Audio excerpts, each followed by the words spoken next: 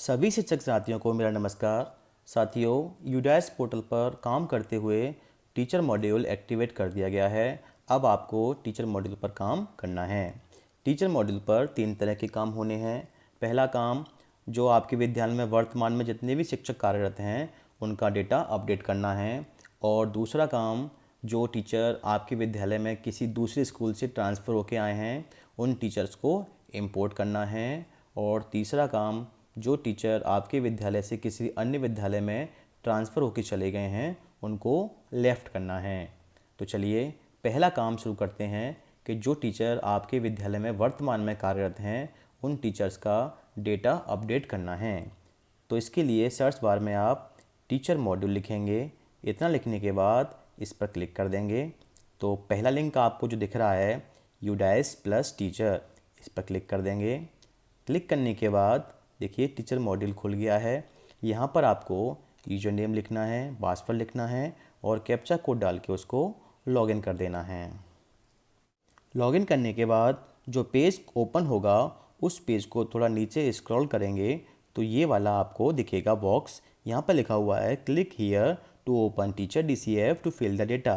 अब आपको इस पर क्लिक करना है।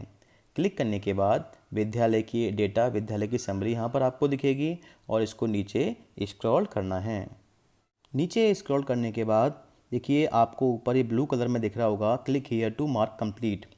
यहाँ पर क्लिक आपको सबसे अंत में करना है। आप सारा काम कर चुके होंगे, टीचर डेटा अपडेट करना, इंपोर्ट करना और लेफ़्ट टीचर करना, ये जितना भी आपको काम करना है वो सब करने के बाद लास्ट में आके आपको इस पर क्लिक करना है, यानी इसको कंप्लीट मार्क करना है। तो अभी इसको हम नहीं करेंगे। अब हम करते हैं जो हमारे विद्यालय में पहले से कार्यरत अध्यापक हैं उनका डेटा अपडेट करना है।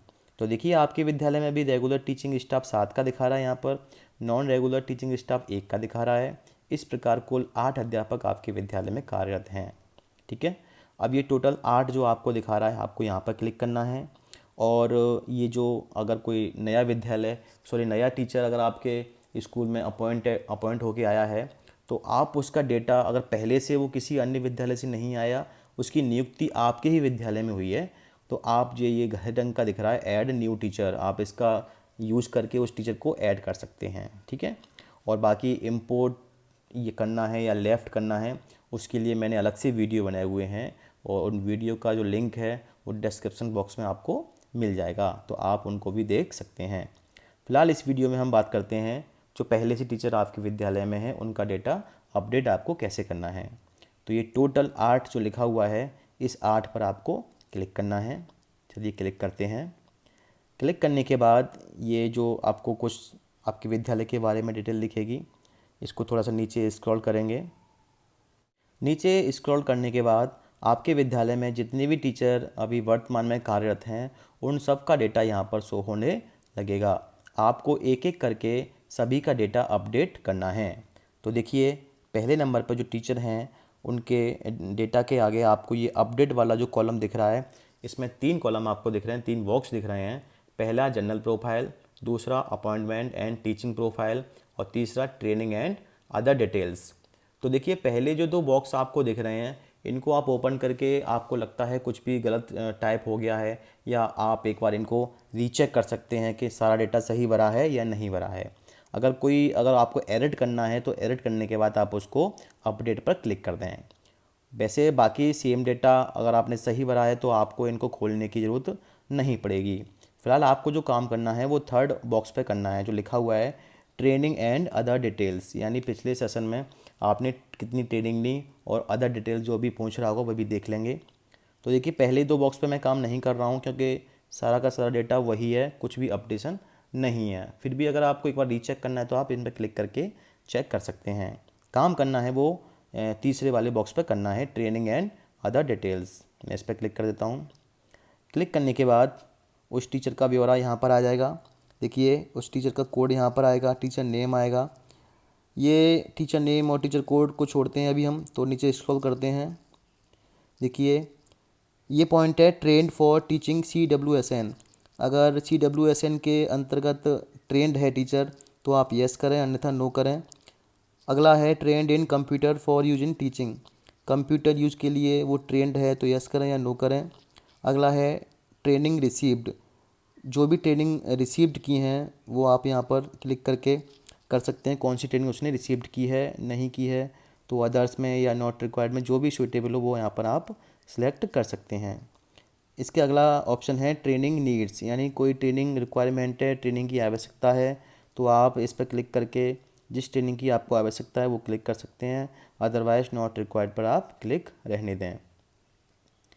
इसके बाद आता है, देखिए whether teacher received training under Nishtha. देखिए निष्ठा के अंतर्गत अगर टीचर ने ट्रेनिंग रिसीव्ड की है तो यस पर क्लिक करें, अन्यथा नो पर क्लिक करें। अगला है working days spent on non teaching assignment. देखिए अगर आपको शिक्षण कार्य से इतर कोई भी कार्य दिया गया है तो कितने दिन आप शिक्षण कार्य नहीं किया है, कितने दिन आप दूसरे संबंध रहे हैं किसी कार्य से, वो डे आपको यहाँ पर लिखने हैं। अगला है languages in which the teacher is having working knowledge. तो देखिए वर्किंग नॉलेज यानी काम करने की जो नॉलेज है आपको कौन कौन सी लैंग्वेज में है। तो देखिए यहाँ पर पहली लैंग्वेज हिंदी है और दूसरी इंग्लिश है, तो मोस्टली हिंदी और इंग्लिश में हमें काम करने की नॉलेज है। थर्ड संस्कृत भरा हुआ है, आप इसको भरें या ना भरें कोई दिक्कत नहीं है। अगला है whether trained in safety and security audit of school for ensuring child safety. अगर ये वाली आपने ट्रेनिंग ली है तो आप यस करें, अदरवाइज नो करें। अगला है whether receive training on cyber safety and psychosocial aspects. ये वाली अगर आपने ट्रेनिंग रिसीव की है तो यस करें या नो करें। अगला है whether receive training in early identification support and classroom support of CWSN। इसके अंतर्गत आपने कोई ट्रेनिंग रिसीव की है तो यस, अदरवाइज नो। अगला जो नया कॉलम ऐड हुआ है ये मोस्ट इंपोर्टेंट कॉलम है, इसको आप ध्यान से भरें।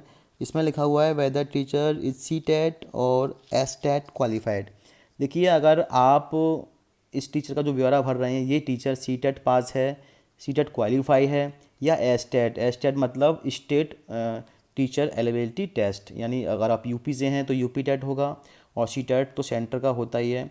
इनमें से कोई एक टेट आप क्वालिफाई हैं तो आप यस पर क्लिक करें, और कोई टेट क्वालिफाई नहीं है, पहले की आपकी नियुक्ति है तो नो पर क्लिक करें। अगर आप यस पर क्लिक करेंगे तो देखिए यस पर क्लिक करते ही if yes year of qualifying, तो आपने किस सन में किस ईयर में क्वालिफाइंग किया है वो ईयर आपको यहाँ पर भर देनी है। अगर आप नो करते हैं तो ये वाला जो बॉक्स है हाइड हो जाएगा, यहाँ पर आपको कुछ लिखना नहीं पड़ेगा। अगला है फिर ये देखिए, इसको पढ़ के देख लीजिए, जहाँ तक इसमें लिखा हुआ है स्मार्टफोन, टैबलेट, लैपटॉप ये वाले आप चलाने में समर्थ हैं, इनसे आप काम कर सकते हैं तो आप यस करेंगे, और नहीं कर सकते तो नो पर क्लिक कर देंगे।